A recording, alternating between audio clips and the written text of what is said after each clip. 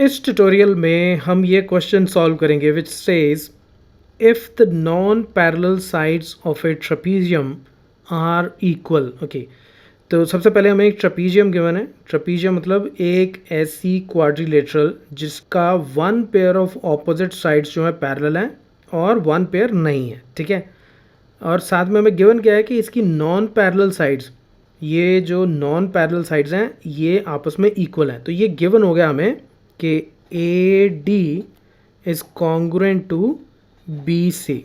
ठीक है, ये हमें हो गया गिवन। अब हमें प्रूफ ये करना है, proof that it is cyclic.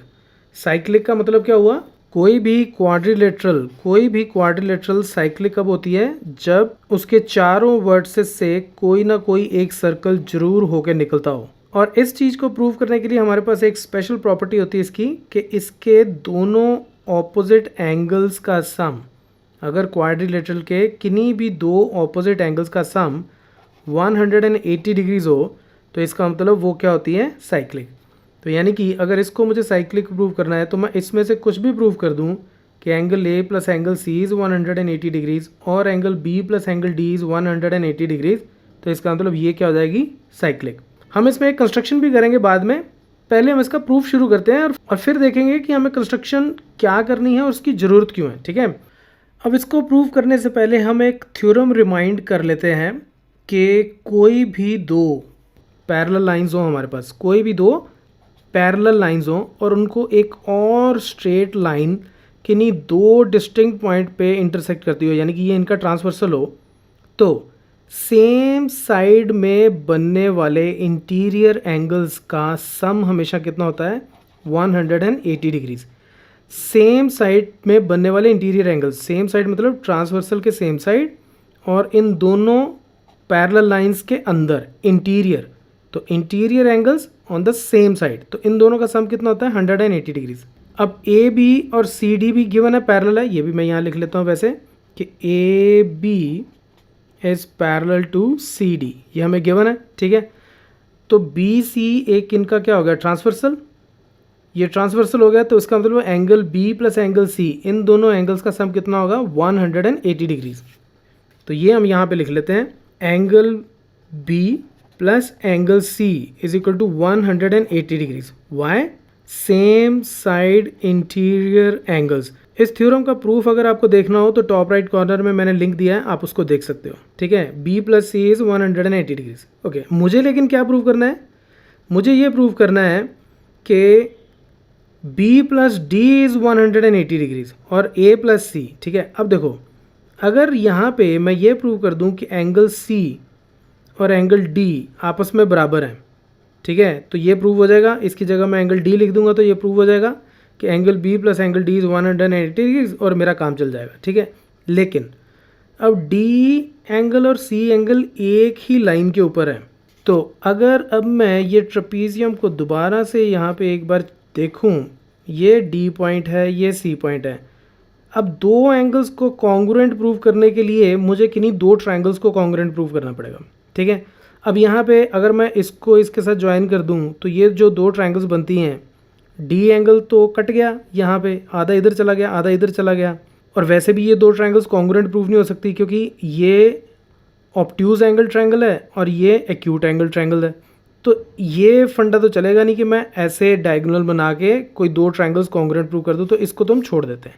हमें क्या करना पड़ेगा कि हमें यहाँ से एक परपेंडिकुलर ड्रॉ करना पड़ेगा और यहाँ से भी एक परपेंडिकुलर ड्रॉ करना पड़ेगा इस लाइन के ऊपर। ये दोनों पैरेलल लाइंस हैं, दो पैरेलल लाइंस के बीच में अगर मैं एक परपेंडिकुलर ड्रॉ करूँ तो वो एक्चुअली इस पे भी परपेंडिकुलर होता है। ठीक है, तो ये परपेंडिकुलर इस पे भी परपेंडिकुलर होता है और ये जो लाइन है ये इन पैरेलल लाइंस का क्या होता है, डिस्टेंस। अगर मैं एक परपेंडिकुलर ड्रॉ करता हूँ दो पैरेलल लाइंस के बीच में तो वो उनका क्या होता है, डिस्टेंस। तो ये परपेंडिकुलर चाहे मैं यहाँ ड्रॉ करूँ, चाहे मैं यहाँ ड्रॉ करूँ, चाहे यहाँ ड्रॉ करूँ, चाहे यहाँ ड्रॉ करूँ, इसकी लेंथ हमेशा क्या होगी, बराबर। ठीक है, तो ये सारी लाइंस आपस में कॉन्ग्रुएंट होगी, इन सब की लेंथ बराबर होगी। तो अब मैं एक ट्रायंगल ये लूँगा और एक ट्रायंगल ये लूँगा और कंस्ट्रक्शन करूँगा, ए और बी से दो परपेंडिकुलर ड्रॉ करूँगा डी सी पे। ठीक है, ओ सी पे, तो यहाँ मैं परपेंडिकुलर ड्रॉ करता हूँ। Let's do that. तो ये परपेंडिकुलर हो गया और ये भी परपेंडिकुलर हो गया। इस पॉइंट को मैं बोल देता हूँ से P और इसको बोल देता हूँ मैं से Q। तो यहाँ क्या आ गया, draw AP perpendicular on DC and BQ perpendicular on DC। तो ये दो परपेंडिकुलर ड्रॉ कर लिए। अब हम इन दोनों ट्रायंगल्स को कॉन्ग्रुएंट प्रूव करते हैं। In triangle APD and triangle BQC। अब इन दोनों ट्रायंगल्स के अंदर सबसे पहले तो AD साइड हमें कॉन्ग्रुएंट दी गई है BC के, ये हमें ऑलरेडी गिवन है। दूसरी तरफ एंगल P जो है यानी कि angle APD is congruent to angle BQC। क्यों? दोनों 90 डिग्रीज हैं, हमने खुद ही ड्रॉ किया है, सो ये हो गया बाय कंस्ट्रक्शन। ठीक है। थर्ड, AP और BQ ये दोनों बराबर होंगे। जैसे अभी अभी मैंने आपको बताया कि दो पैरेलल लाइंस के बीच में ये क्या है, उनका distance, perpendicular distance. So AP is congruent to BQ, ये क्या है, perpendicular distance between parallel lines. ठीक है। अब यहां से मेरे पास क्या आ गया, एक राइट एंगल, राइट एंगल के सामने वाली साइड उसका हाइपोटेन्यूज और एक और साइड। सो किन्हीं दो ट्रायंगल्स में अगर राइट एंगल, हाइपोटेन्यूज और कोई एक साइड अगर कॉन्ग्रुएंट हो, then by RHS theorem triangles क्या होती हैं, कॉन्ग्रुएंट। ट्रायंगल्स अगर कॉन्ग्रुएंट हो गई तो डेफिनेटली उनके कॉरस्पॉन्डिंग पार्ट्स भी कॉन्ग्रुएंट होंगे। सो बाय CPCTC हम लोग ये बोल सकते हैं कि angle D is congruent to angle C।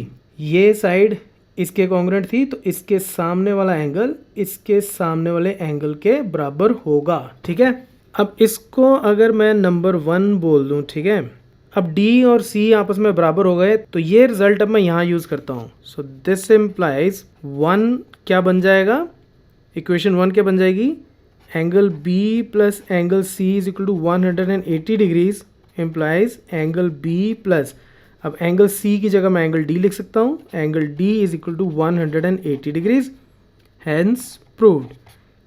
यही हमें प्रूव करना था कि कोई भी एक ऑपोजिट पेयर ऑफ एंगल्स इसका अगर उसका सम 180 डिग्रीज है तो इसका मतलब ये ट्रेपीजियम क्या है, साइक्लिक। तो यही हमने प्रूव कर दिया। So that's it from this tutorial. Keep watching मैथमाफिया।